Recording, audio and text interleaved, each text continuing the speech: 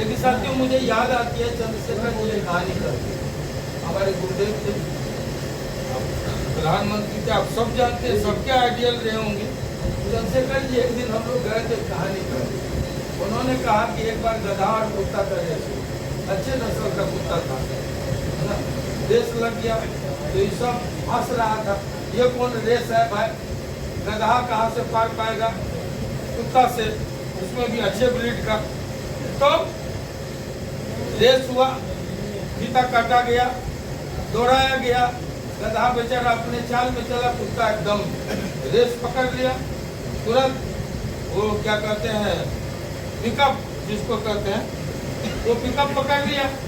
लेकिन बेचारे का दुर्भाग्य देखिए, जैसे एक टोला से दूसरे टोला गया कि 10 कुत्ता तैयार। अरे बाप रे, धाव धाव शुरू हुआ। अब कोई टांग पकड़ रहा है, कोई पूछ खींच रहा है, कोई काट रहा है, घेर लिया। जैसे तैसे लड़ते झगड़ते फिर वो निकला, दूसरे टोला में गया, वहाँ 15 कुत्ता तैयार।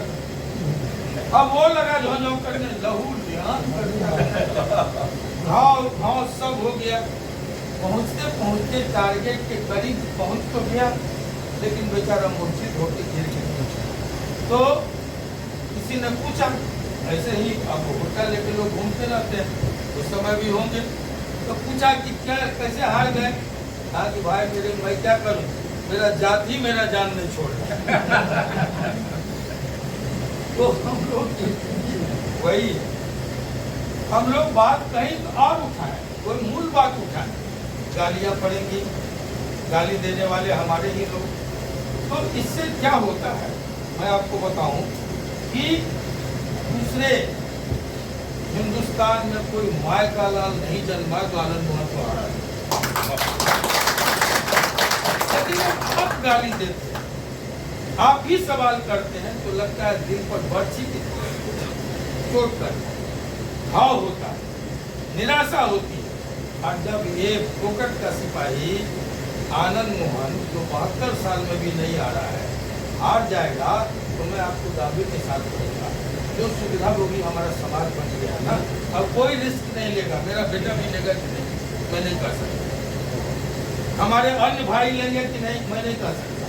इसलिए समाज के सिपाही को या तो प्रोत्साहन दीजिए, साथ दीजिए, और नहीं दीजिए तो चुप रहिए। ये मेरा गालियां मत, ये भविष्य के लिए भी कह रहे हैं। कोई दूसरा आनंद मोहन हार के बैठ जाएगा, कोई दूसरा आनंद मोहन फोकट का कुर्बानी देने के लिए नहीं आएगा। अंधेरी लड़ाई आपके हर सवाल पर हुई है।